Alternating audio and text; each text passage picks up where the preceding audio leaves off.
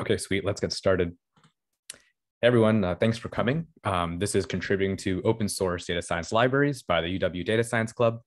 My name is Nicholas Madibelu. I'm a 4B computer science and stats student.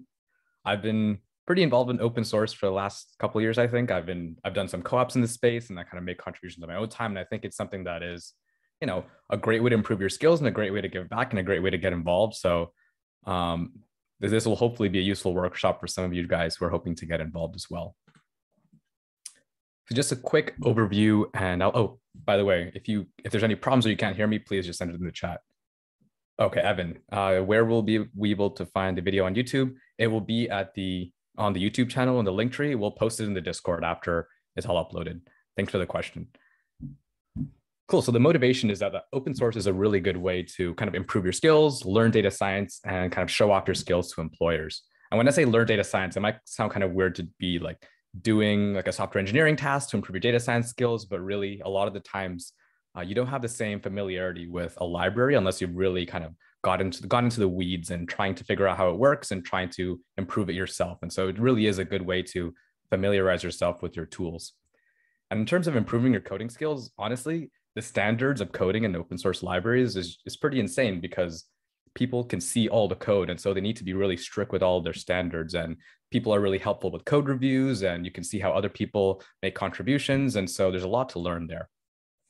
And finally, in terms of showing off your skills to your employers, like if you make a significant contribution to a library and then you kind of put that on your resume, your employer can see exactly how you interact with other people, work with people you have never met before, and contribute a useful feature, iterate on it, and finally merge it into the library. So I think it really shows off a different skill set than what you might be able to show off with some personal projects.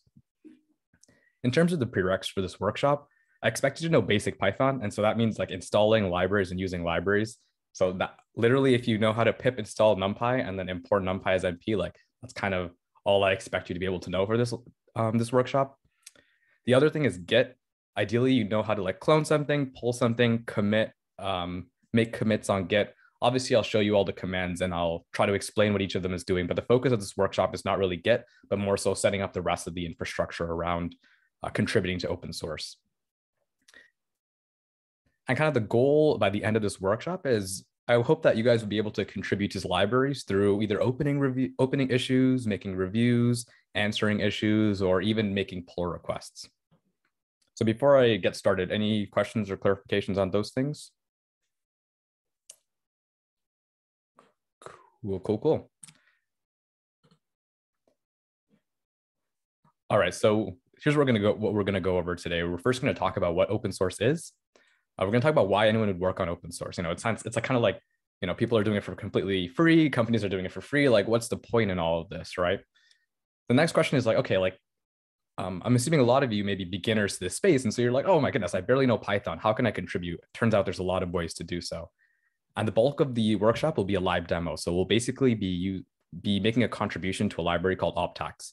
We'll be going over the entire process of kind of opening an issue, kind of talking about it, cloning the library, kind of getting all their infrastructure set up, including testing and etc. And finally, we'll open up a pull request. It won't be a real pull request because we're not going to merge in a demo feature, but it'll be cool. So those first four things should wrap up before 7 p.m. And you'll notice this workshop block is until 7:30. And so at the end, if anyone's interested, we can do something more complicated. And so there's a bunch of options at the end. We can look at some different libraries. We can look at a more involved example with the same library. It's going to be pretty open-ended by the end of it. Cool. So to get started, what is open source? Open source software is basically software with code that anyone can inspect, modify, and enhance.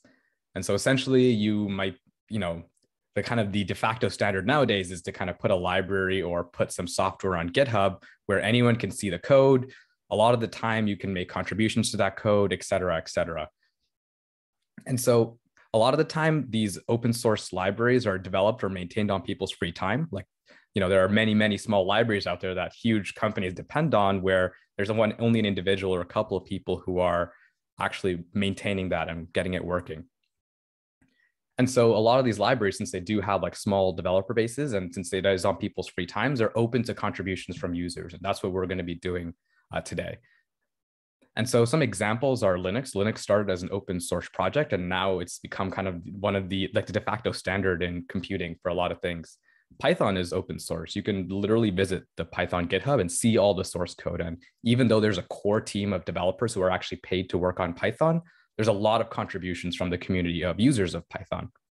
And some other things are things like Signal or Bitwarden. And so these ones you may not expect. So Signal is like a highly secure and private messaging app, and Bitwarden is like a password manager. You might think it's kind of strange to have the code for a password manager all publicly available, right? Like, doesn't that make that easier to hack into?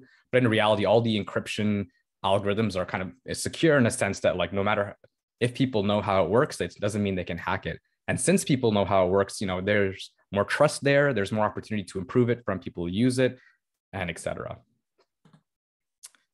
So that kind of leads to the question, right? I mentioned that open source software is kind of free and anyone can use it. So why would anyone choose to make open source software? Or why would any company invest in open source software? So on the individual side, it's out of interest or something, a problem that you solve and you want to kind of give back to the community. And that's like really the main driver for an individual who may want to make an open source library or contribute. But for companies and for kind of people, the users in general, there are a bunch of good reasons to use open source. The first thing is something I mentioned before, higher quality software.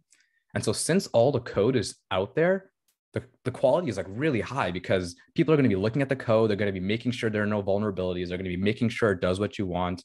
And so the quality ends up being higher, especially for popular open source libraries. Like, which would you trust more? Some executable file that you just download or the entire source code that's available online? The other thing is you may notice if you've ever worked at a company doing software engineering, a lot of the time, internally, there's like weird practices, not all the tests pass. It's kind of hard to build things, et cetera, et cetera.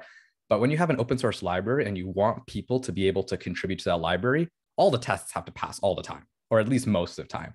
And things have to be able to build so that new people can be onboarded and contribute without actually having a team. And so that really drives up the quality of what's actually produced. The other thing is open standards. And so this is like a big motivation for companies to be able to, this is a big, by the way, is my audio okay? Is it loud enough? Hold on. Okay, yeah, it looks good. It would suck if none of you could hear me so far.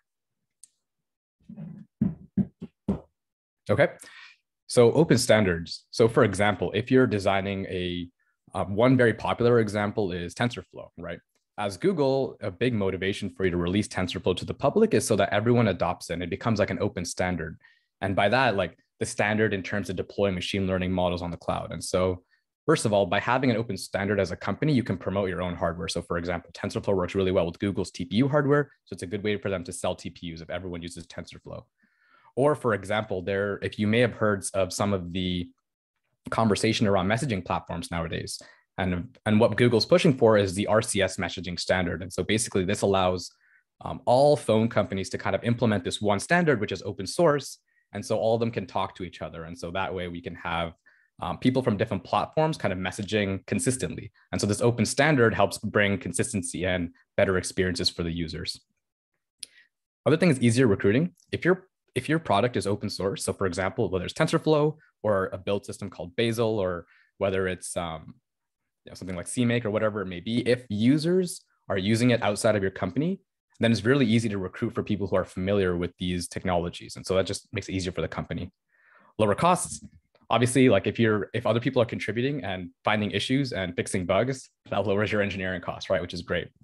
Security is kind of tied to the first one I mentioned, where we have higher quality software. And so it's more secure because all the code is out there. You know exactly what's going on. You can verify what's going on. And reliability, again, it's kind of tied to the high quality software. And the other thing is you don't have to be reliant on a single company to make sure that something is driven forward, right? Even if a company abandons a certain project, if the community has adopted this project, it'll continue because they can continue maintaining it, which is pretty cool. Any questions about any of these things I've mentioned before I move on? Feel free to pop it in the chat. Let me see if I can actually see the chat.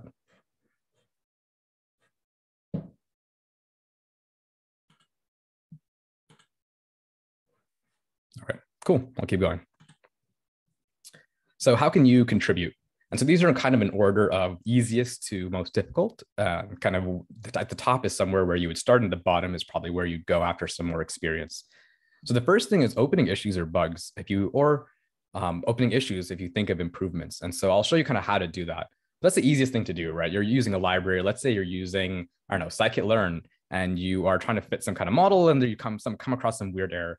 You check everything out, and you're not sure if it's an issue. You're not sure if it's a bug. You're not sure if that's intended behavior. Just, you should just open an issue. And if it's actually intended behavior, then someone will answer that question and maybe improve the documentation or improve kind of the user experience for getting that done. Or maybe you're approaching the problem wrong. And so again, that needs a documentation improvement. Or finally, it might be an actual bug, right? And in that case, it's great that you found it and they're actually able to improve it. My one advice for opening issues to actually get replies from maintainers is A, include your environment, and B, have a minimal example. So what do I mean by this? Environment just basically means, well, what Python version, what versions of other libraries, et cetera, et cetera. Honestly, if you're working in Python, which is the focus of this workshop, the easiest thing to do is reproduce the issue on Google Colab and link them to that. I'll show you how to do that as well later in the workshop, just because anyone can run that code in a consistent environment and reproduce your issue, because nothing is more annoying than not being able to reproduce the issue of a user and trying to help them out. The other thing is a minimal example. So of course, your code base might be huge, thousands of lines of code. You should try to isolate the problem and kind of make an example that's like 20 lines of code to bring up the same error. Or alternatively, you can just post that on Colab and they can run it and they can see what's going on. The next thing is improving documentation. So I mentioned before, if you run into issues, you open an issue, someone might be able to improve the documentation where you had some misunderstanding. But you can actually take the next step and improve the documentation yourself. And we'll look at that later in the workshop as well. And so this may be anything as simple as fixing a typo or adding an extra sentence to make something more clear, or add an example where an example is lacking. I think the main documentation contributions I've made personally are like examples. Examples are so useful for starting to use a library because you just copy and paste and modify. And it's so surprising how few libraries or functions within libraries actually have examples. And so once I kind of spend an hour hitting my head and figuring it out, and then I finally figure out how to use something, and then I just, make a contribution with like a 3-line example so someone else doesn't have to go through that same hour.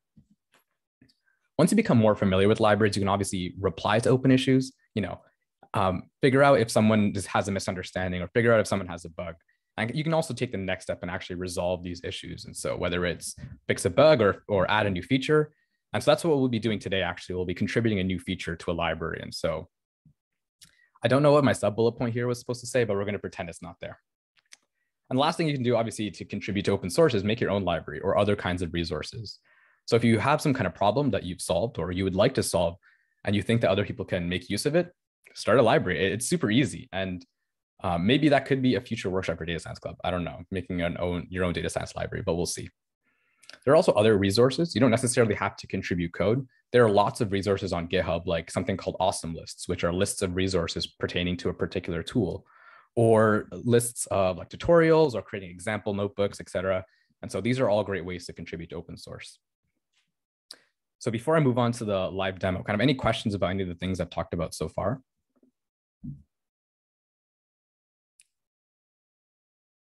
Sweet.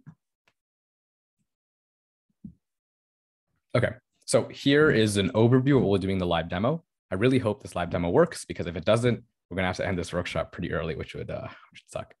So what we're gonna do first is take a look at opening an issue. And so I'll actually take a look at a past issue that I've opened. We won't open one live, but we'll kind of look at the mechanics and how all these things work and where you should go and what you should do.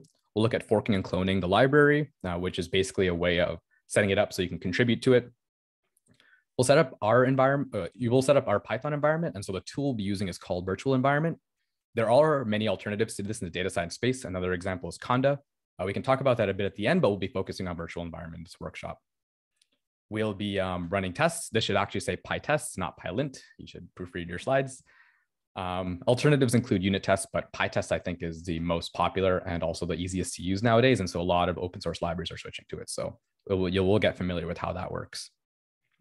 We'll look at building documentation using a tool called Sphinx. Most Python libraries use this. If you've ever seen like the read the docs format, that's exactly what Sphinx is. And so we'll kind of build documentation using that. We'll look at implementing our feature and testing our feature, and then actually creating a pull request and how the interactions work between, making a pull request and then kind of getting some feedback and iterating on that. Cool. So let's get started. So the first thing we're going to do is we're going to check out the library that will be. By the way, is this zoom size enough? Should I zoom in more? Can everyone see this? Give me a thumbs up Zoom react if this is an okay size.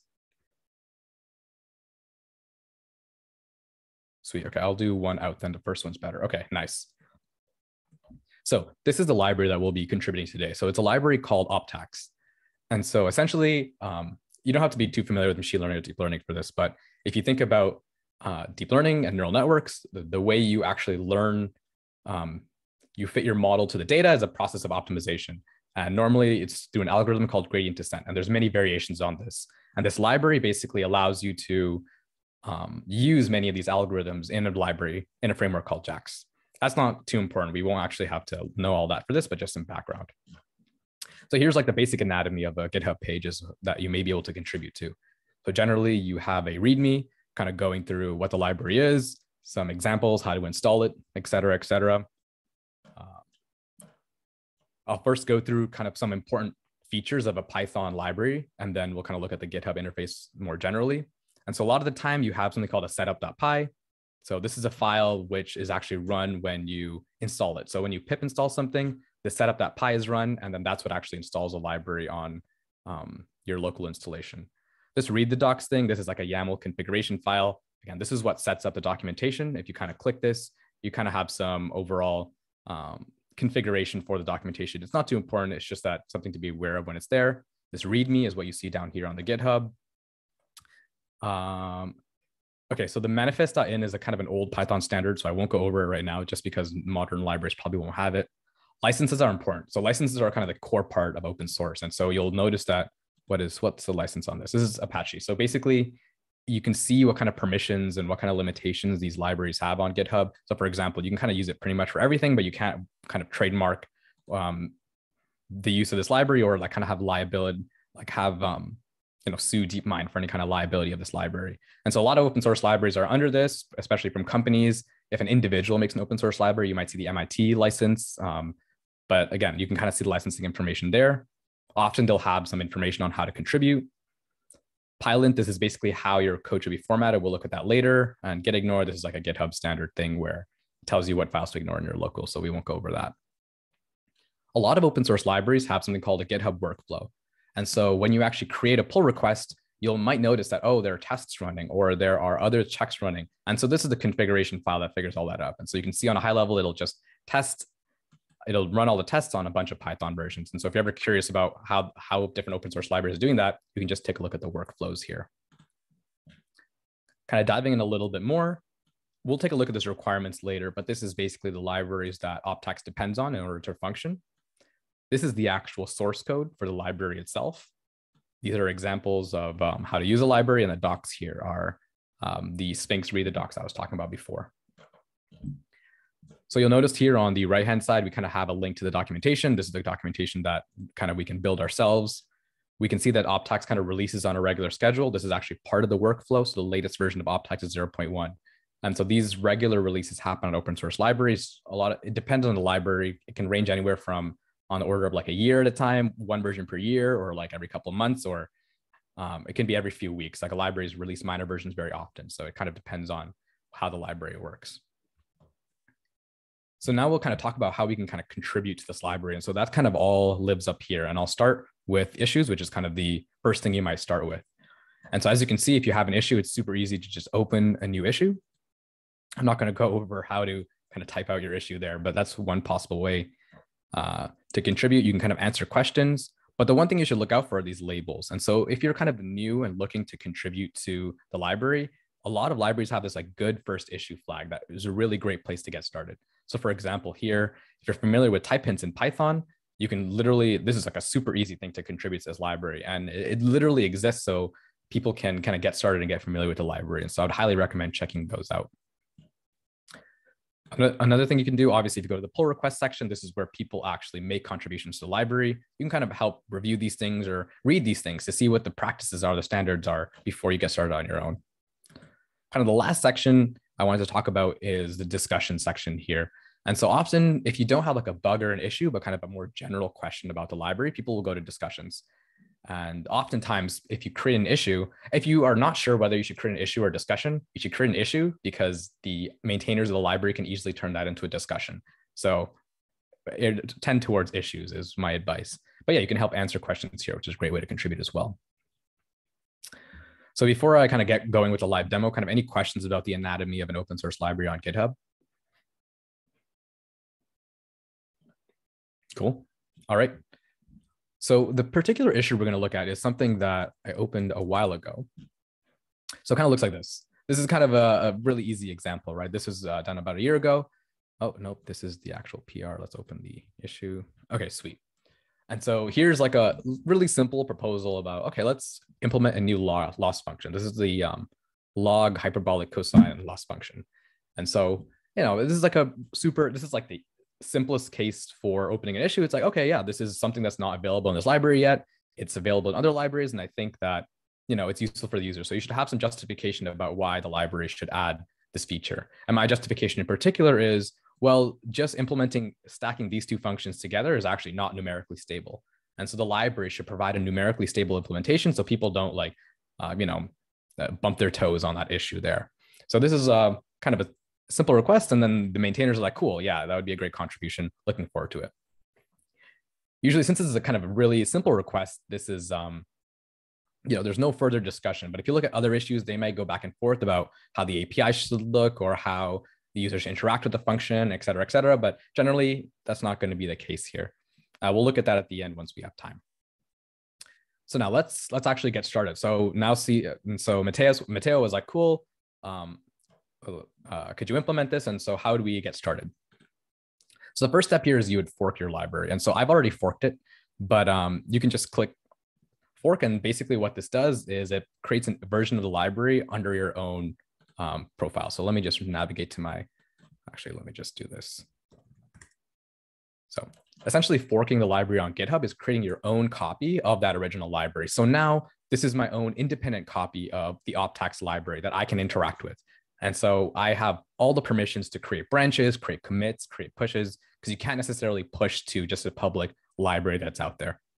You'll notice that this is not necessarily synchronized with the DeepMind Optax library. So in particular here, it's one commit behind. So generally the two evolve independently, you have to synchronize them yourself. So now that you've kind of forked the library, it's in a state where you can make changes and contribute to it. And so you would have to clone it to a local space. And so here you can just copy this, this link for cloning. And the environment I'm going to be working in today is called the Windows Linux subsystem. Let me zoom in a little bit. Cool. So I would highly recommend using some kind of Ubuntu or some kind of Unix distribution to actually make contributions on the Python space. It is super hard on Windows to get things running. And even if you get things running, often it's inconsistent with what the library is used to. And so on Windows in particular, there's something called the Windows Linux subsystem. Let me actually show you this on Google so you guys can see it. So it's super easy to install, and you're basically running Ubuntu within your Windows installation. And it just makes your life so much easier when you're A, doing data science, or B, contributing to data science libraries. And so this is what I would recommend. And I will turn off my video now just because my computer fan is going crazy. So I don't, it's having a rough time. All right. Cool. So now that we have the link to this library, it's very easy to clone this. All you do is git clone, and then, oh, you can see that my autocomplete has given it away. Cool. So now we can actually go into the directory, and this is your library here. And so you have all the files that we saw before in the GitHub. You have, the setup, the files, et cetera, et cetera. And this is what we're actually going to start modifying. So I'm going to use an IDE called Visual Studio Code. It's definitely my IDE of choice for working in pretty much all languages, and it'll just make it easier to see what's going on. Let me close all this stuff. Cool. We can have a little terminal here. Sweet. I'm going to go into Bash just so it's not confusing. Is this Zoom level okay? Can you guys read everything? I think you should be able to, probably. Sweet. All right. Awesome. So now, first things first, as soon as you clone an open source library, you just want to make sure everything works, right? Like, it is very likely that things may not work right away on your system. And you don't want to implement something and then figure out it doesn't work because you're like, okay, did I break it? Or was it already broken? What is going on? And so that's what the first thing we're going to do. And so generally, the first thing you want to run is the tests of the library, but there are a lot of steps to do that before running the tests. just going to take a quick pause here. You'll notice there's like a test.sh file here. And so actually Optax is kind enough to have a bash script that runs everything for you, but we're not going to follow this. We're going to kind of do each step so you guys kind of understand what's going on under the hood. And a lot of libraries won't have this. Like Optax gave this to you as a very convenient thing. So you can literally do like test.sh and it'll run everything for you, all the tests, all the documentation. But again, doing it ourselves is better because a lot of libraries won't provide this for you. So the first thing you want to do is install all the requirements for the library itself. And so you don't want to install it to your global Python installation, right? You don't want to like kind of mix versions of libraries between different projects. Kind of the standard for developing a Python project is to use something called a virtual environment. Essentially, this creates basically a version of Python that you can run that's local to the project, and you can kind of install things to it and make changes that won't affect the Python and the rest of your computer. And so if you've ever run into version conflicts when working with Python, it's because, different libraries need different things. And so I would highly recommend making a virtual environment for every project. If you want more details about what this is or alternatives, I can link, I'll add some links at the end to some other workshops that Data Science Club has run about this topic. But just to get started, I'm using Python version 3.9. That is not really important, should work with anything above 3.6. And so this is kind of the command to create a virtual environment, and then you have the name of the environment here. And so I like to name mine .env. This is like a nice default because Visual Studio Code will recognize a .env file as an environment for the local folder. But you really don't need the dot. You can just make it env or whatever. It doesn't really matter. So once you do this, you'll see you have a little new file here, and this kind of has the Python 3.9 that you can run. Oh, it's being populated. And so basically, in order to activate this environment, you basically source the activate file. So source basically this is just a way to activate the environment. And so now you can see that you're in the environment here. And so when you actually type Python, this is the Python that corresponds to this right here, this Python installation right here. And these three things are the same thing. They're just kind of aliases.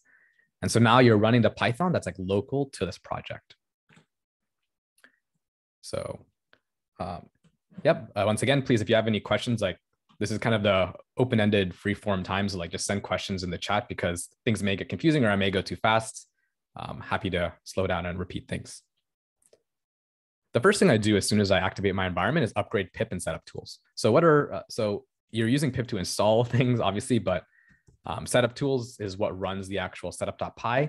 And depending on which Python version you're using, you're most likely not going to be up to date, especially on a fresh environment. And so just having the latest version of these two libraries will make sure that things kind of install themselves without a hitch.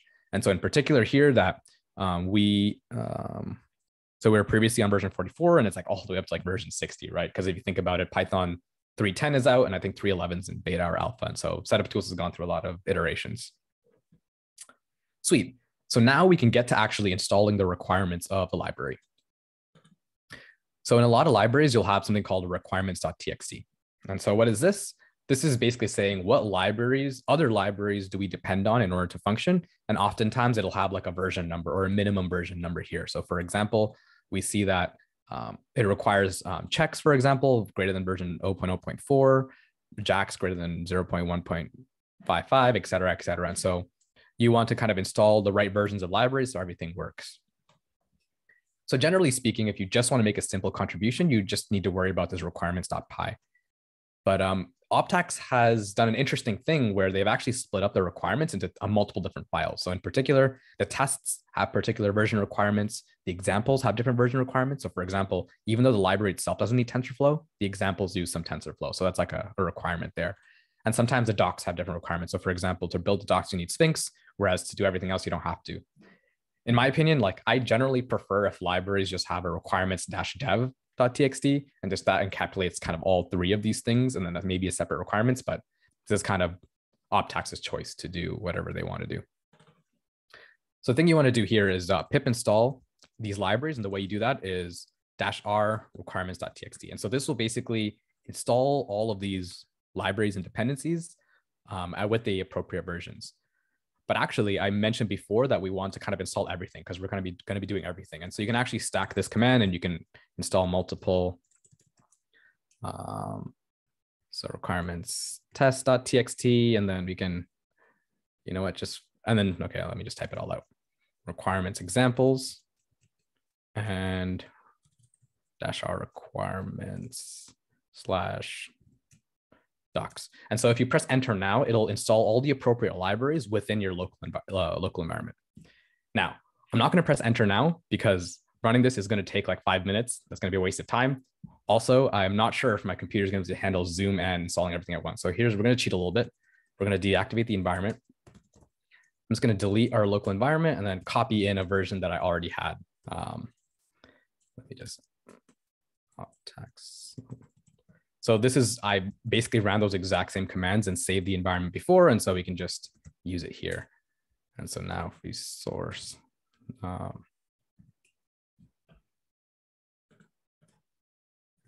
bin.activate. Cool. So now we can see that this environment does actually have, for example, Jackson's. Does it hopefully has it? Yes, it works. So you can see that we can actually import Jack successfully because our environment has all that stuff installed. Sweet. So before yeah, that's all. Before I get going, are there questions about anything like setting up your environment or anything like that, or what a virtual environment is?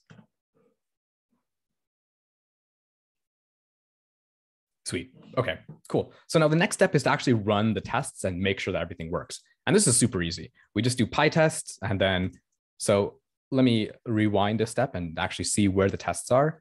So a very common practice in Python is either you have your tests right beside your source files or you have a separate testing folder. So you'll see a folder called test or something like that.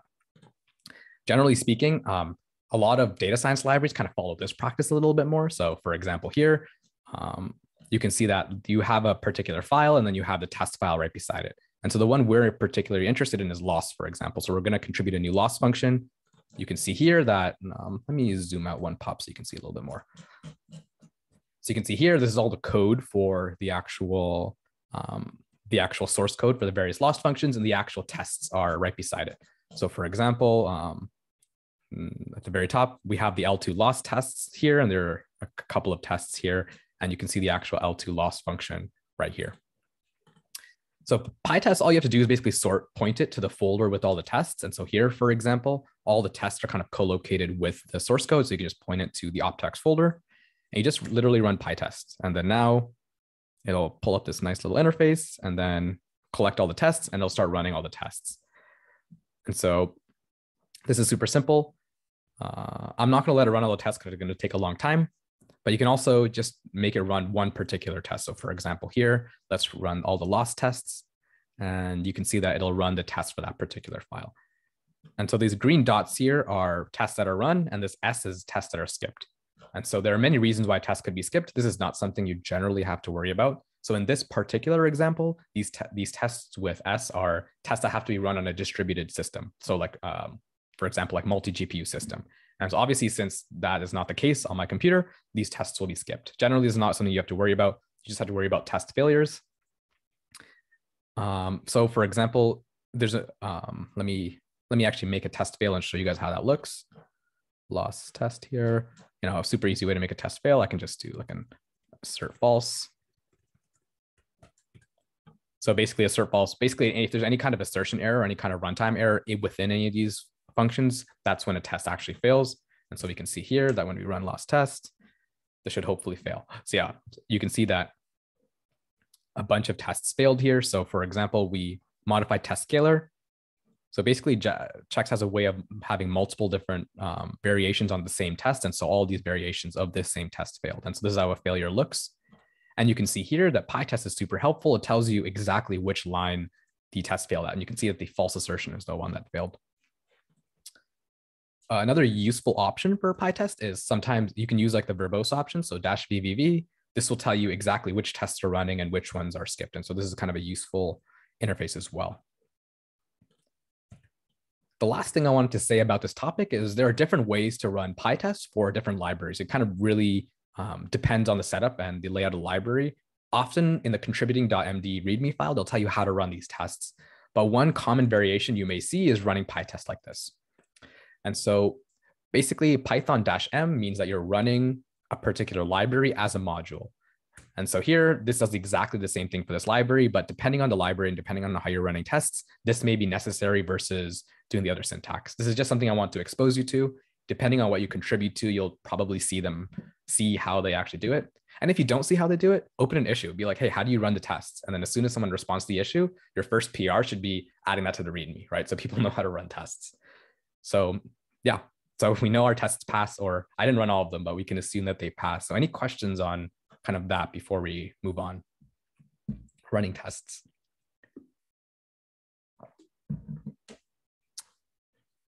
Sweet. Okay, so next thing we're going to do is build the docs and actually make sure the documentation is working. I cannot tell you how many times I've tried to make a change to docs, and then I tried, I build the docs and there's a bunch of errors and I'm like, oh no, did I do this? Or was it already like this? Just please do this at the beginning. So again, Optax actually provides this command in the tests, but then, and most libraries will tell you how to do it as well, but the Sphinx is pretty standard. And so the way to do it is you basically just cd into the docs directory, and there's something called a makefile. I'm not going to go into the details of makefiles, but essentially a makefile is a way to either compile or put together whatever source you're working on. And so here in this example, if we do make HTML, this will basically compile all the Sphinx code into an HTML document. So first, I'm just going to run these commands, and then I'm going to go a little bit deeper onto how Sphinx works. So it's super easy. This will run and hopefully not take too long.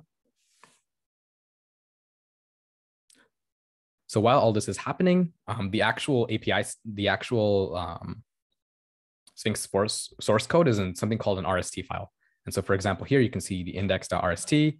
This kind of is just a plain text version of what you kind of want your page to contain. And so there's like a description of Optax, et cetera, et cetera.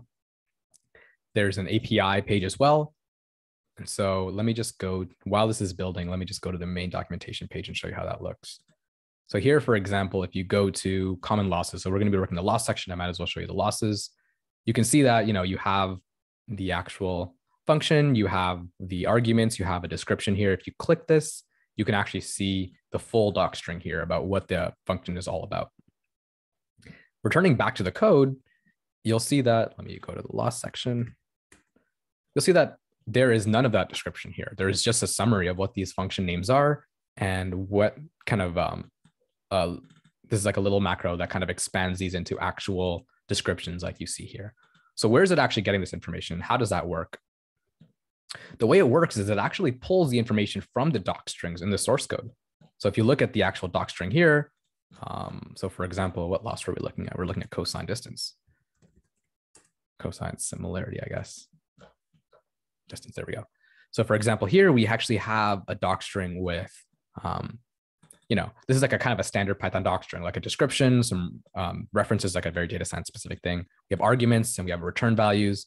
All that is kind of formatted here in this read the docs format. So this is a super easy format to work with, right? You kind of write all your docs within the code like you would document code, and then it creates the documentation for you, which is super cool. So our stuff successfully built, which is great. The one thing I do want to point to is the fact that, look here, we just cloned the docs and there's already a bunch of warnings and errors. Like this is super normal. And so you just want to be aware of these so you know that when you make a change, you're not the one who introduced all of these warnings and errors, right? It was already there. And so just keep in mind that there were already some issues here with the docs. So we can kind of go into this build folder, go into HTML, and then open this up. So we can actually, let me reveal an Explorer. So this index.html, you can open this in Chrome, and then boom, this looks exactly the same as the public website, right? And everything works as normal. And so now you can make changes to documentation and actually see that these changes are reflected. So cool. So before I kind of get into actually implementing our new feature, does anyone have questions about anything we've seen so far, kind of tests or building documentation or anything like that?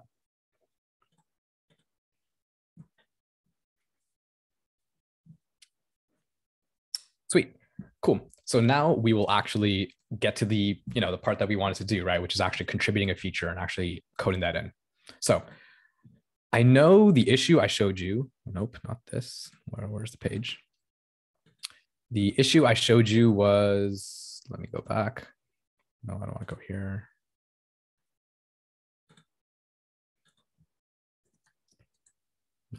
Should have kept this link open, it's fine.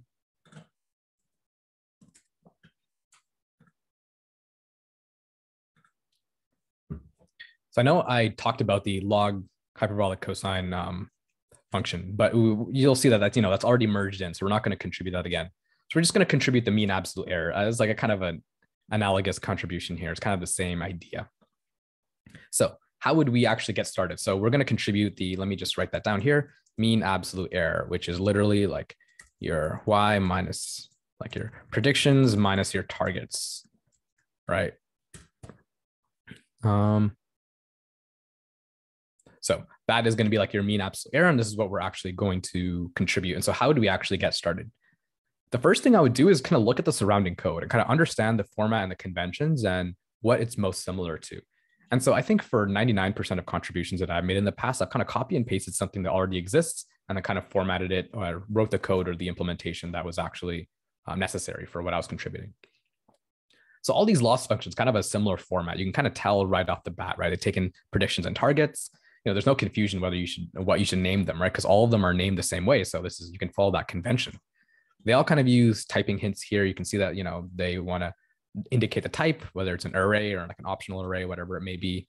They all follow like the standard docstring format. They all have some kind of reference to where the loss function was originally published.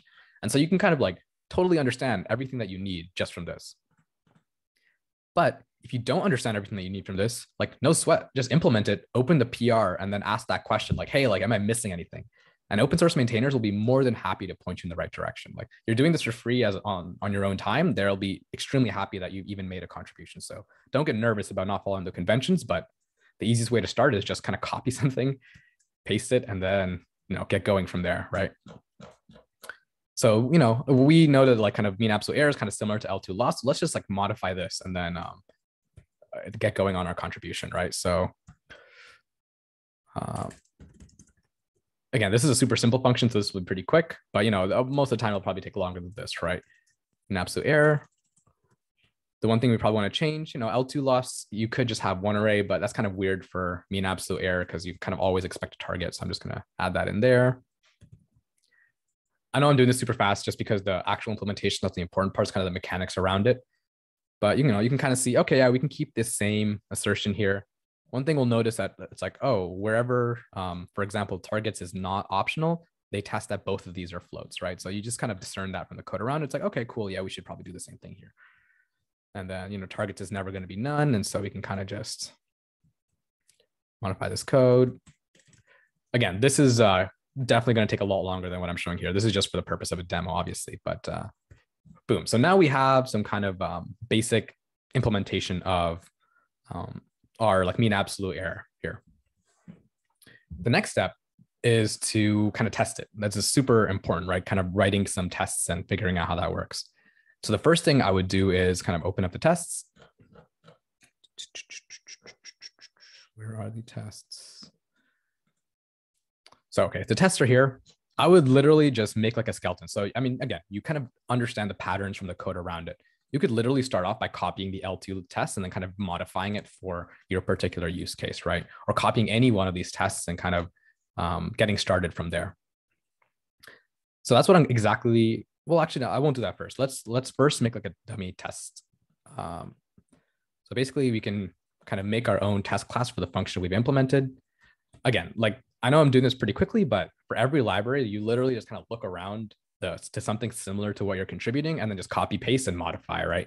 And so I know like the naming convention now because I've just looked around. So, okay, so the name is going to be the function name and then test afterward, right? So mean absolute error test. And I'm just going to create like a little dummy, like def test dummy.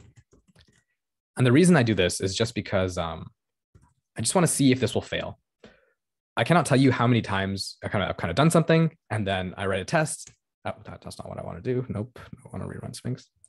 I've written a test and then nothing fails. And I'm like, oh, great. Somehow by some miracle, my code worked on the first try.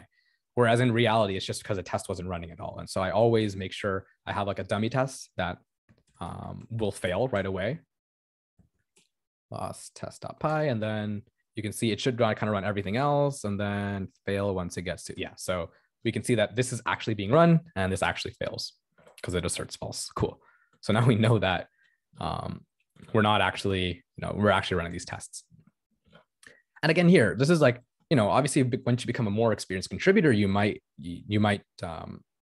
choose to write your own tests or write something unique because your function is pretty unique. But here you're starting out and you're implementing something pretty simple. So we can actually just, copy and paste the L2 test and kind of modify it to what we need here. So for example, in this test in particular, basically what they're doing is testing out a single value versus a batch of values. And then they have like the test input, the test output, and they have like the expected output here. So for mean absolute error, what we expect is just the absolute value of the difference. And you might think to yourself, okay, this looks exactly the same as my function that I already implemented. Like, what's the point of this? Why is this useful? Why is this helpful? And great question. Often, this is a very simple function, so the test is very simple. In other cases, it could be a lot more complex, right? So one example here is this log hyperbolic cosine example. One thing I mentioned is that this is not a numerically stable.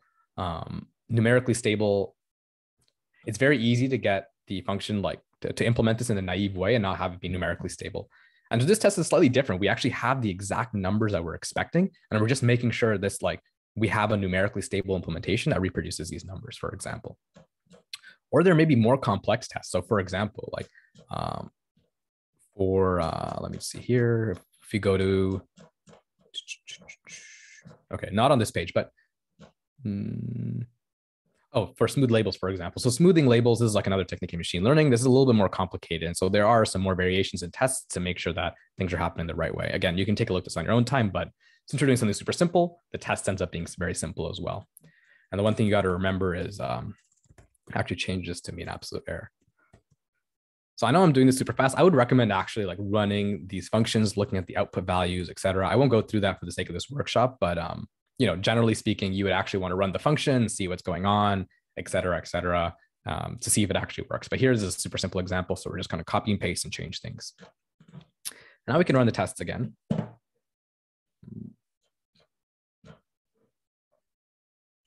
Oh man, something failed. Why did it fail?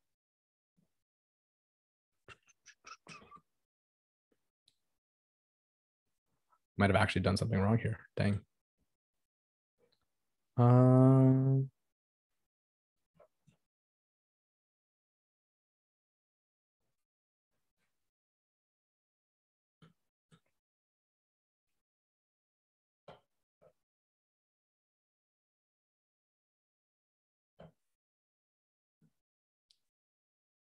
Why is the difference so large? Hold on, give me a sec.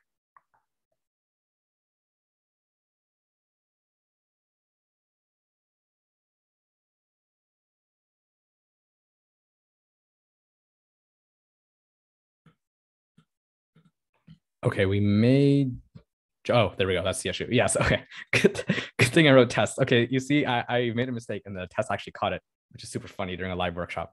Okay, anyway, we copy and paste and we forgot to remove the times 0.5. See, this is why testing is important, because you can always be silly.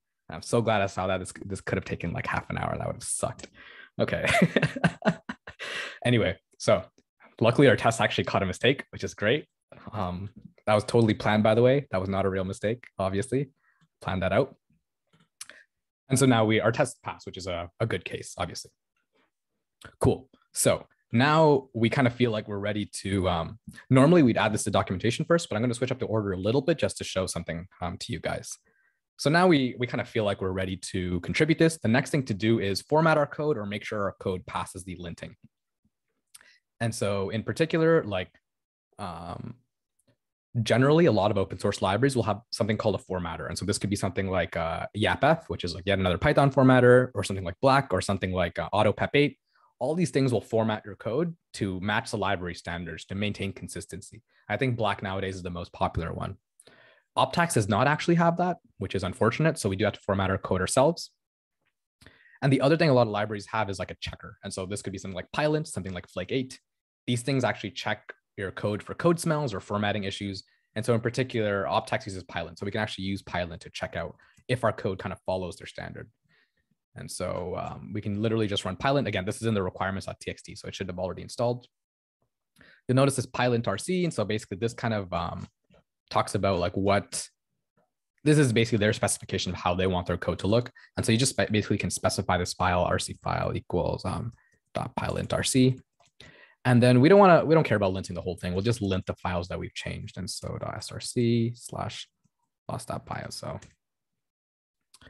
And then once we run this, we should either see, okay, so there's like an issue here. So it'll tell you very clearly how to fix that issue. Yeah, like these files expect like a new line here. So you can fix that and kind of rerun this.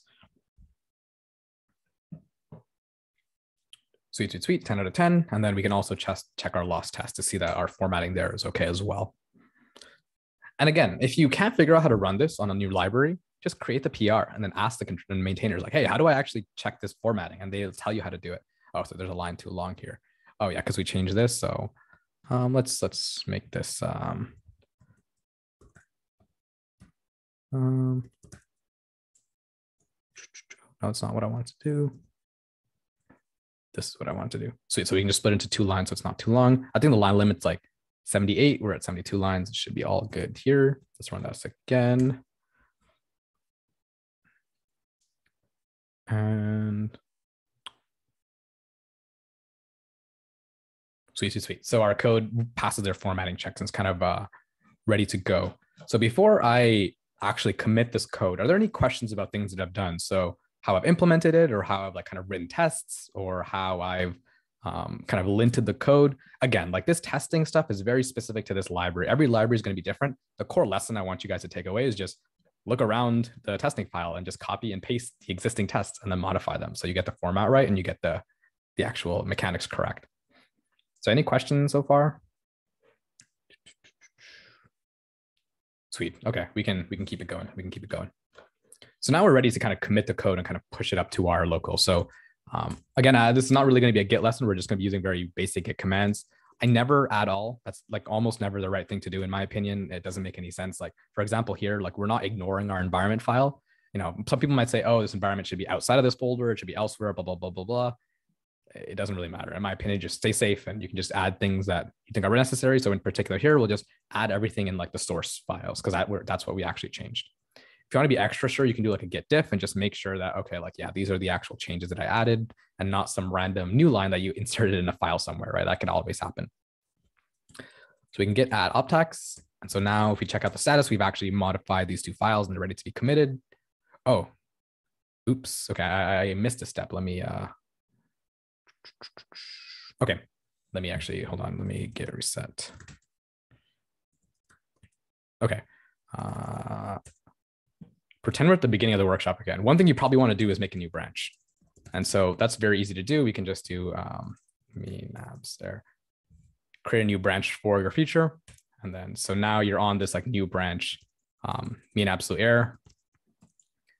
Okay, ignore I did all that. So just pretend I didn't do that. Pretend I did at the beginning, making a new branch. That's a super easy thing to do. The reason you want to make a new branch is you may be working on multiple things at once, or just naming things correctly will make sure that people know what's going on.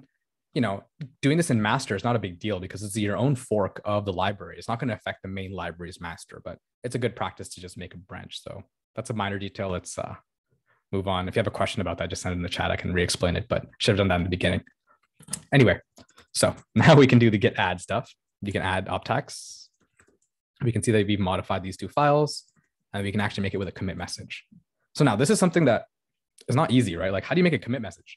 And I'm going to say for open source, it's really not a big deal. Like, you know, within a company, often there's strict standards on how to actually write commit messages. But in open source, people are more happy if you write good code and actually contribute it rather than following their very stringent standards on how to write a commit message, right? A very easy thing to do is just kind of checking out, you know, what other commit messages are people using, right? Like, how are they formatting it? What kind of verb syntax or what verb tense are they using? And so one common thing is, okay, like you can see kind of some patterns here, right? Okay, like they end their commit messages in periods, like they make them full sentences, right? Like some places don't do that. They kind of, their messages are like a directive, like fix something or remove something or add something. You know, some people like commit messages that are like kind of more passive, like fixes something or adds something. Like at the end of the day, it doesn't really matter. But if you just check out how they make commit messages, it can help you construct yours. That's a super easy way to do so. So here we can just say, like, we can implement the mean absolute error loss. And so this is like your commit message. Oh, and we had a period, just follow their convention, and boom. So now we've like made our commit. We've like implemented our feature. Normally I'd add this to docs, but again, I wanted to show you guys something. So we can, let's just push this up here and git newer versions of Git tend to provide pretty useful error messages actually, which is super nice. So here it says that, oh, we actually need to tell GitHub that we have made a new branch, because obviously we just made this branch locally. And so we just follow that command. And this will kind of push it up. Again, there's like a link to open a new pull request, but we won't do that yet. Let's kind of go to our GitHub. Oh. So you can see that, okay, we had like a new change on this branch. We can actually check this branch out to see what's going on. We can see the commit that we just made. If we click on this, we can kind of see the changes that we made, and et cetera, et cetera. So the thing I want to show you now is like kind of checking your work in the second sense, right? Like this is, I think, a big crux of doing this kind of development is sanity checks. Just because you're so new to this library, you don't know what the conventions are, you don't know what they're testing. Like you just want to make sure you have your head in the right place in some sense. One thing I really like to do is just installing this and making sure that it works. And so, for example, I mentioned Colab before. You don't know what Colab is, you can just imagine it as like a runtime for Python in the cloud. The reason I'm doing it up here and not in my local Python is because I just want to make sure that on like a fresh computer, on a fresh machine, the right things are going on. And so basically what we're going to do now is just make sure that we can actually use our mean absolute error function. And I'm showing you this because it's like a super useful sanity check whenever you're contributing a feature. And so you can actually install things in Colab using pip install. So for example, if I do pip install Optax, it'll install the Optax library. I can also do, if I copy this code here, I can do git plus this, and then this will basically install the latest version of Optax from this like master from the Optax website. You can also install your version of Optax. So for example, your fork of Optax, this will install the master branch. We're most interested in this like mean absolute error branch of our file. And so we can do @mean abs error, and this will actually install that particular branch, which is the branch that we were working on. And so we do this here and it'll install, I hope. And so you can see here, it's kind of like, you know, pulling down the repo, switching to that branch, and then installing the actual package.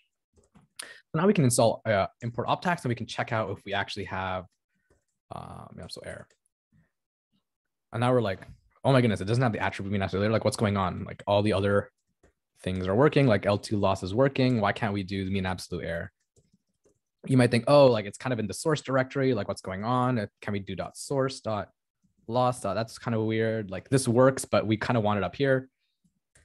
So if you're kind of new to how all this works, like this is like an appropriate moment in the process to cry. Like it's okay to do that. Or maybe after you like work on this for half an hour and you're like, oh my goodness, why doesn't this work? But it's kind of great that you caught it, right? The fact that you can kind of install this and catch a silly error like this, or maybe after a certain point, you can run some commands or whatnot, but you kind of caught this error that you wouldn't have otherwise caught. And so the reason this actually happens is pretty simple. In the case of Optax, I've done the crying for you guys and figured out why this doesn't work. And so here you actually have to import in their init. So this is not something you would necessarily know as a new contributor. So what would I recommend? Open the pull request and ask the question. Be like, hey, this issue is happening. I don't know what's going on. Can someone help me? And they'll be more than happy to say, hey, add these 2 lines in this file. It's easy as that. But here, since we kind of know what's going on, we can add the lines in ourselves. And so let's do loss. Let me just add that in here. Import, what is it called? Mean absolute error. And then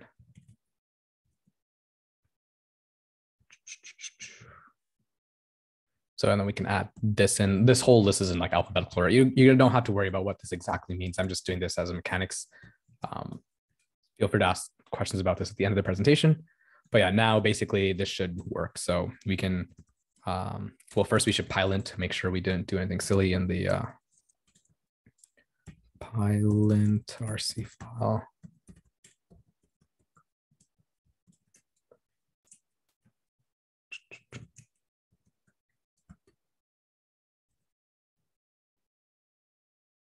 Cool, the code passes. And so we can just git add the,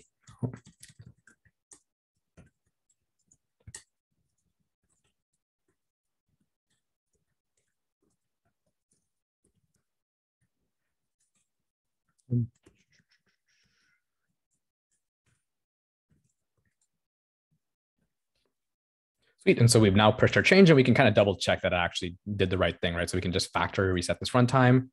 Yes, please do that. We can kind of reinstall from our branch.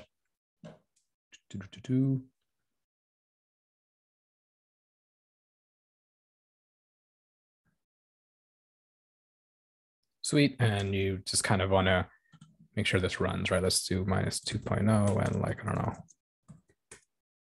Sweet, this works. This returns the right answer. And so yeah, now we know that we can kind of import it and actually a user can actually use it, which is pretty sweet. So we're almost ready to make the pull request. We're going to do one more thing, which is add it to the documentation, right? So let's go ahead and do that.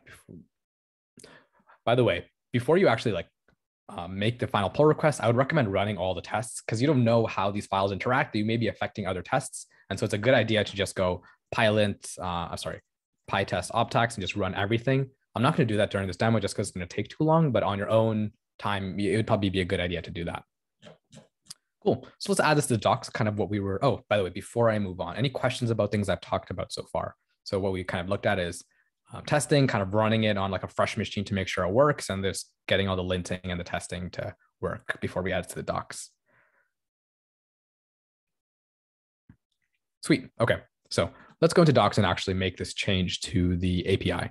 And so again, this Sphinx stuff is like super simple. And this is another thing where you just look at the context and kind of figure out what's going on, right? Okay, like where are all the other losses? I can just search up L2 loss. It's like, okay, cool. Where does it go in this documentation? It's like, okay, there are these two places that it exists in, like the summary and this losses thing.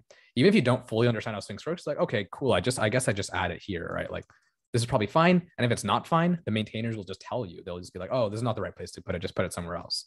It's totally, maintainers are more like super duper happy that you're actually making commits and making changes.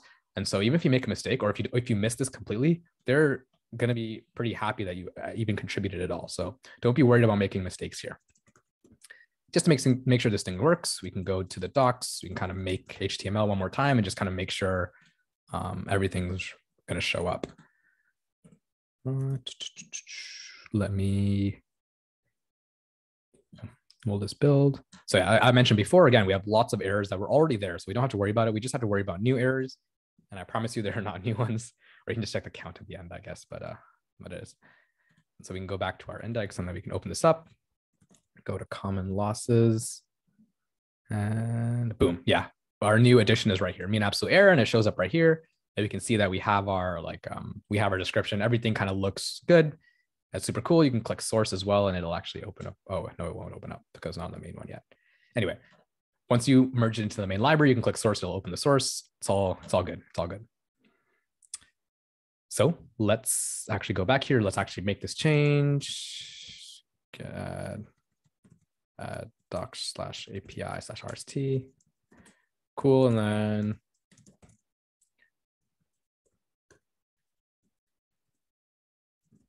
so here I split this up into like 3 commits, but generally I think this is all small enough that you can put it all into one commit, like the function, the test, and the docs. Like that's kind of one unit of work that you can put into a single commit. In general, that's what I think of when I think of commits. Again, it's not a huge deal when you're looking at open source, just because a lot of the time your commits will be squashed before they're merged in anyways. If you don't know what that means, don't worry about it. But one unit of work here is like kind of a function, tests, and a doc is like, cool, that's like one little piece. And so if you're contributing multiple functions, each one of those functions may be like a commit or whatever it may be. Anyway, so now we're good to kind of push it. Cool. Now we've kind of pushed it here. Now the next step is I actually open up the pull request. So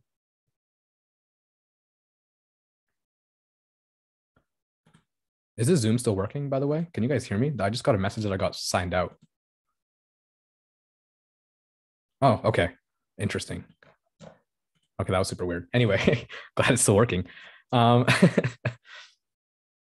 Anyway, so now we're ready to make our pull request here. So if we kind of refresh here, we can see that, oh, we can actually switch to our branch if we'd like to, right? Oh no, this is not the right thing. Let's go to ours. Yeah, this is ours, because you can see. You can switch to the, oh, we already switched to that branch, cool. Now we can compare and pull requests. And so this is the way we actually create a pull request here. And so you can see that, okay, here are the commits that I've made. Here are the changes I've made. I've made some changes to the API function, the init, as well as the actual loss function and the loss tests.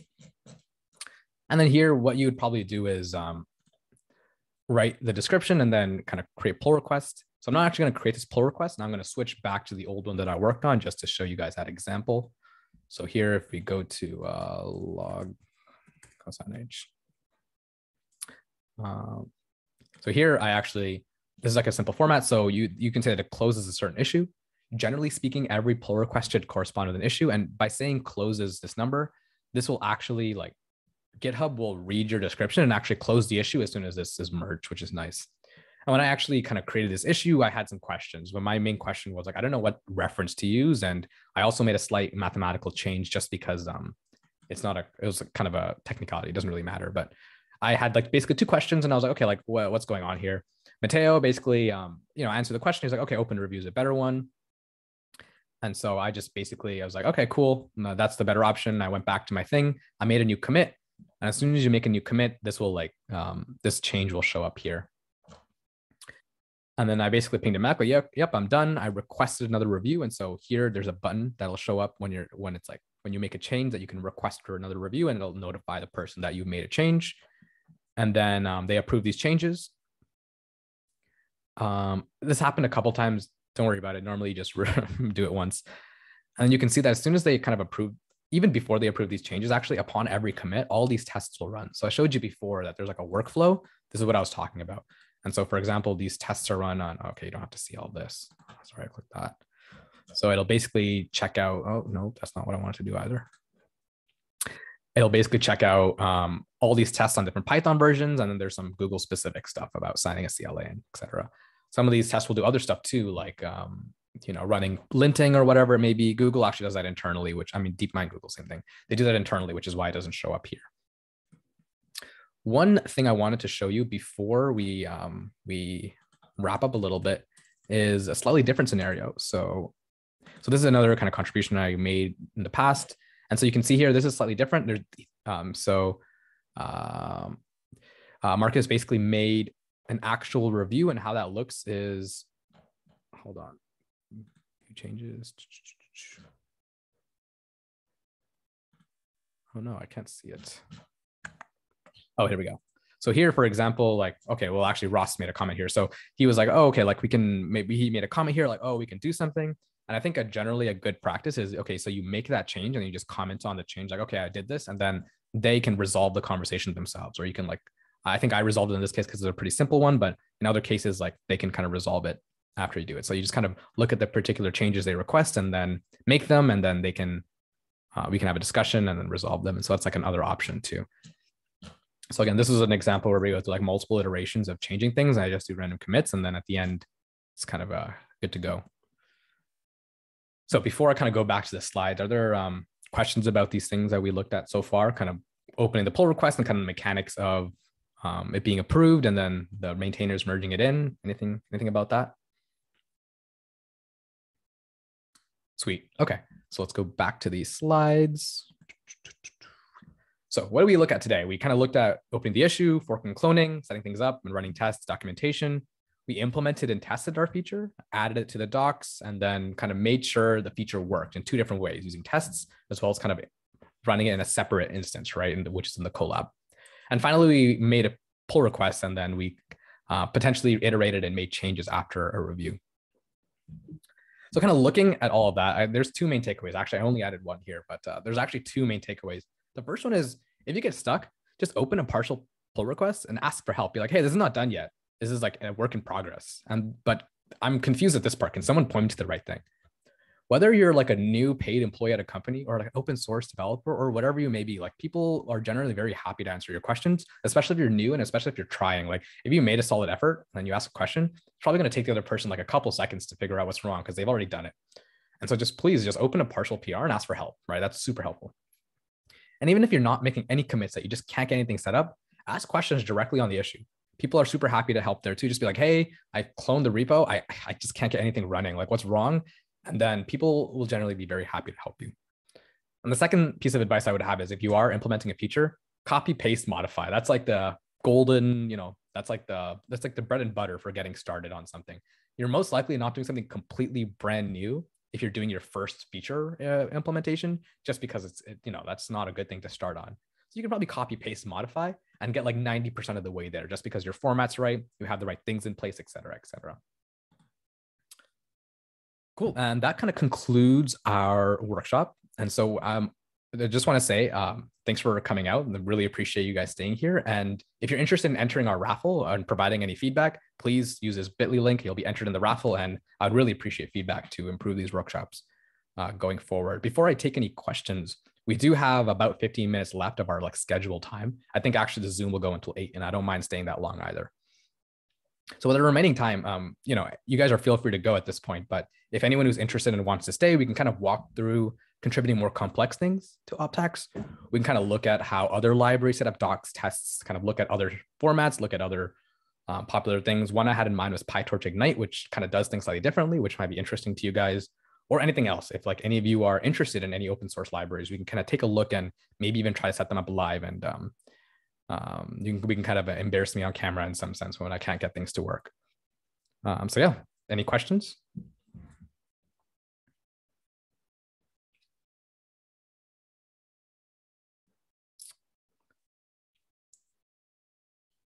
I see the participant. Cool. Okay.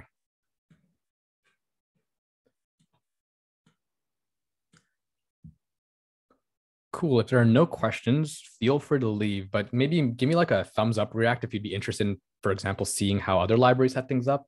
I could go definitely run through that, or we can kind of close it off early as well. Can you guys react on this? How does that work?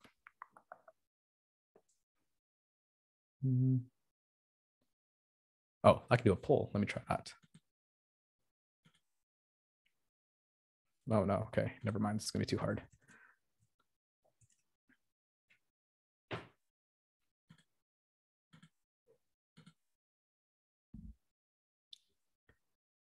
Okay, I see one thumbs up. That's good enough for me. We'll keep going a little bit. I think since we have about like 10 minutes left, I'll just go through like kind of Pytorch Ignite and kind of looking at other standards and other ways of doing things if you're interested. So yeah, but anyway, the main workshop is over. You guys can feel free to leave or stick around to see some of this other stuff as well. Cool. So now this is a library called Pytorch Ignite. So this is kind of completely different. This is another machine learning library. So Ignite is basically like a high-level API that helps you train neural networks using PyTorch. And this is like, you know, there are lots of high-level APIs for PyTorch. There's Lightning, there's Ignite, there's Fast AI. Ignite's like I think a less popular one compared to the others, but I really think that their contribution pipeline is very smooth. I made a contribution to this before and it was like super easy. So I just want to show that off a little bit. So what are some differences with Pytorch Ignite? Obviously, you can see that there's a lot of different other files that are here. So here, for example, instead of using GitHub workflows, we're using something called Circle CI. And so Circle CI, like the format's very similar in terms of setting up a YAML file to configure all the tests, but the actual like infrastructure where it's run is elsewhere. You can see that they have a Conda recipe because they actually push this library to Conda as well as Pip. And so I believe that's what this does. Yeah, it builds this and uploads it to Conda as well, so which is pretty interesting. They also have like Docker files. And so, for example, they actually do interesting tests where they test on different kinds of hardware. And so Docker is super helpful to kind of emulate that hardware. And so they have some of the Docker setups here. The other stuff, and they have a slightly different format from Optax. So for example, here they have all the files and all the main source files, and here they have the tests separately. And so that's pretty interesting. They have something called pre-commit, which I think is super cool. I love pre-commit. And so this basically, you know, all the steps where I kind of ran pilot and made sure things are correct before pushing, pre-commit will automate that. So every time you make a commit, it'll run some stuff for you. And I can actually demonstrate that very soon. Yeah, I can do that right after. So I'll go into that later. What else do they have? They use something called a PyProject.toml. So this is slightly a newer standard to actually publishing your libraries to Pip or whatever it may be. Like setup.py is like an older standard. There's like a newer standard, which is pretty interesting. Actually, no, I lied to you guys. I'm sorry. You can use PyProject to set up your how it's like actually deployed, but here they're actually just using PyProject to set up Black, which is like a code formatting tool. And so actually, let's look at the pre-commit. So pre-commit, for example, like, you know, they basically they run the Black. I'm not sure what these. So these are like some basic ones, just checking some formatting and the file fixing, trailing. So for example, like you guys remember we had the error of like we need an extra line at the end of the file. Code comp.yaml. Okay, I'll look at that after. So for the file fixer, it'll like make sure you have a new line at the end. Black will make sure that your code is like, it'll format the code. iSort will sort your dependency, like imports in each file. Flake8 is what I mentioned before, is very similar to Pylint. It'll check your code format as well as your dependencies. I can show you guys how this runs offline. So Rishabh asked the question, what is the codecov.yaml for? So code coverage is basically, let me see if I can, so you can see here that they have like a certain amount of, I love these stickers, by the way. I love these stickers on GitHub repo. So you can see that they have like, they have a code coverage set up. And so basically what this does is it checks what percentage of the actual source code is tested, like what lines of code are actually run. And it has a lot of other statistics as well. But so for example, here, the way you interpret this is the fact that like 97.11% of the lines of code are actually like exercised in the tests. Again, since a line of code is run, doesn't necessarily mean it's well tested, but this is kind of a cool thing to do. And so this codecov.yaml basically configures how that works. And so to be honest, I don't know what each of these individual like entries mean, but it basically sets this up so you can run this code coverage thing on your code automatically on each commit. And you'll see in some of these pull requests, let me look for a recent pull request. Is there one with a check mark? There are none with check marks. Oh, no, this is not going to be a good one. Let's do this one actually. So here you can see that there's a bunch of things. So for example, it checks all the tests, it formats the code, it runs tests on different hardware.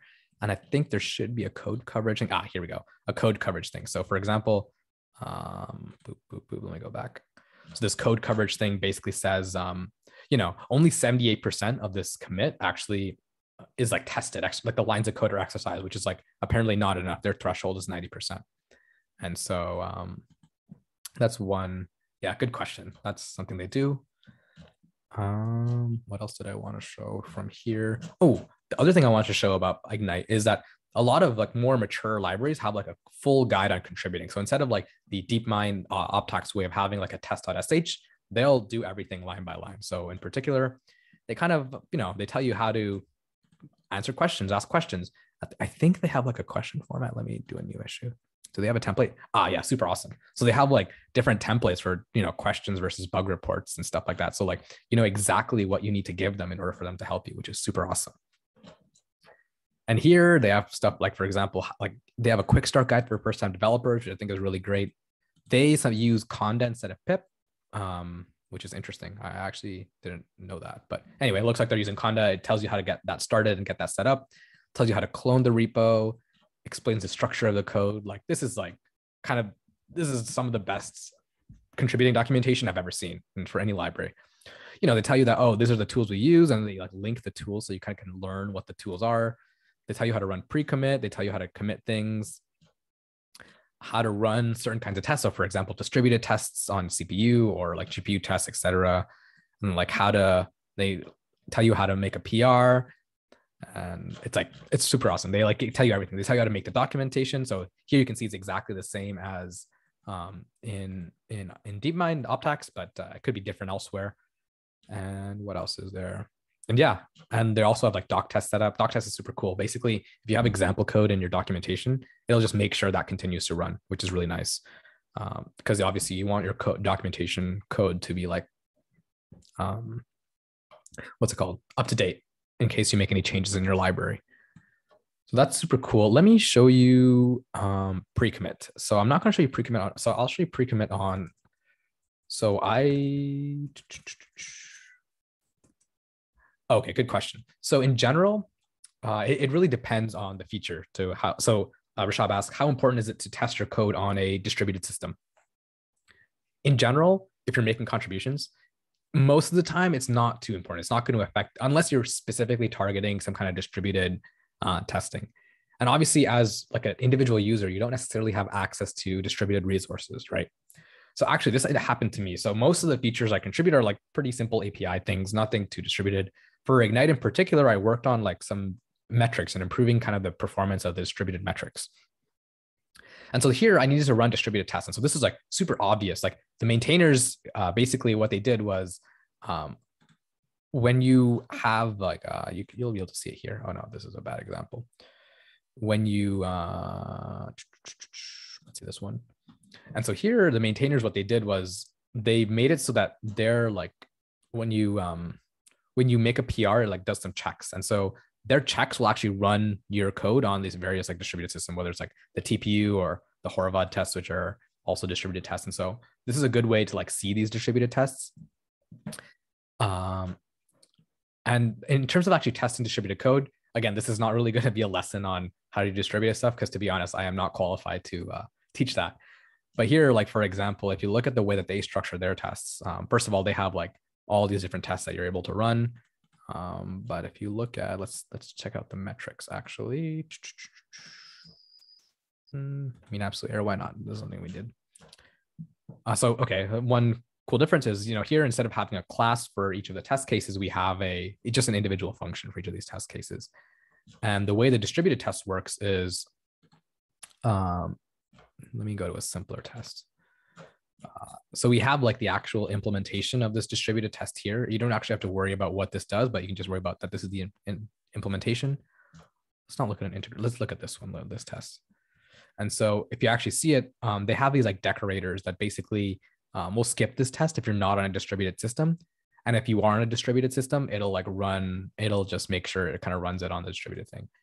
And so, yeah, generally, if you're making a contribution to distributed stuff, you probably know about that stuff. And so you're like comfortable making that contribution. Otherwise, obviously, the maintainers will be super happy to help you out if you really want to learn. This is like a great way to learn how distributed stuff works. Actually, when is this the thing I did? Hold on.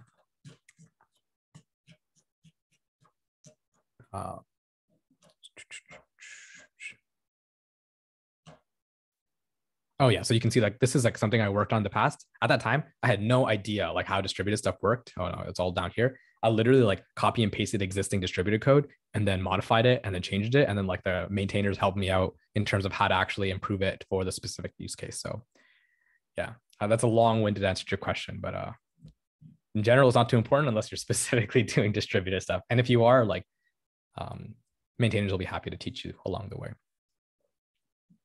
Cool. I did want to show off pre-commit since you guys are still here. So let's look at pre-commit. So this is a library that I worked on and published.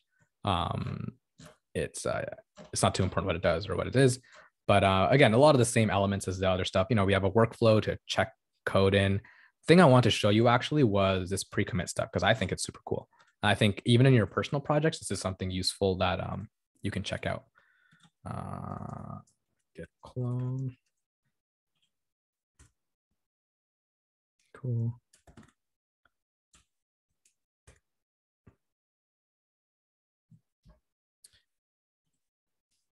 Let me just show you.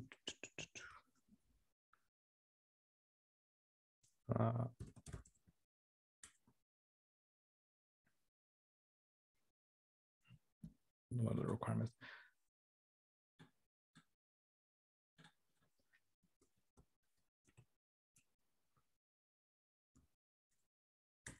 This should not take too long. There are not too many things here. Oh, it has to download something. Sad.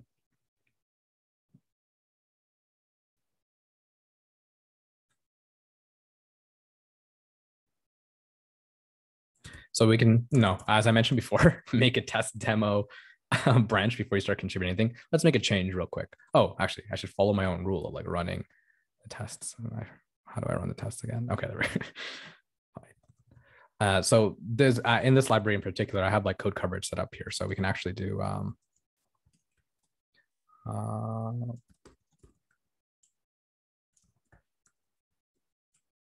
source. So the way I set this library up is slightly different. So before you run the test, you actually have to install the library locally, just so you have like a more accurate representation of how the library went on the user side. And then you can do pytest.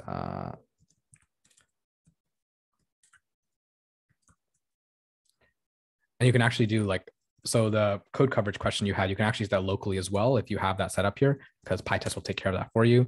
And so, for example, it'll like run all these tests. Why was no data collected? Oh, it's because we didn't make any changes. But normally some data would be collected and it could tell you what percentage of the code coverage is like good. And so one example here is, let's make like a little change. Let's what do we want to do? I'm going to add some like dummy spaces just so the formatting thing does something. And then let's make this like 2 spaces. I don't know. It doesn't really matter.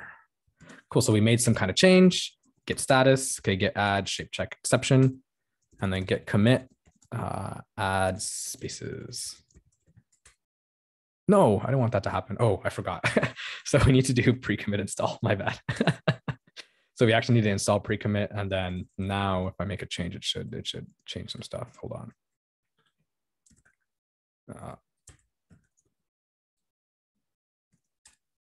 Okay, so now we're initializing this pre-commit thing, which is super cool. I'll show you how that looks right now. So on this pre-commit, it'll fix trailing white space. It'll fix end of files. It'll automatically format the code using YAPF. It'll automatically sort your dependencies using isort. It'll automatically check your code using Flake8. So checking the code means like looking for syntax errors or potential typing. So not typing, like other errors. MyPy will check your Python typing, and Markdown lit will just make sure that your Markdown files have a correct format. Yeah, you can do so much with pre-commit, and it's like, it just automates all the thinking for you, which is super awesome. Like I would recommend using pre-commit on your personal projects. In my personal projects, I always have like these two in my repo, because like just fixing up trailing white space and end of files is like, super easy. And as you can see here, we added some extra spaces at the end of this here, and so it fixed those trailing spaces, and the rest of the stuff was good. Well, for example, we can make a little error here. We can let's say this is like and MyPy should complain. Get one little hack is if you do -am, it'll add all the files as well as do the commit. See, like now MyPy complains, right? It's like, this typing is like wrong, right? It should actually be an int. And so, this prevents the user from having to run all these things by themselves. And like every time they make a commit, it'll just run it for them, which is super great. We are at time. Are there any other questions before we kind of wrap things up here?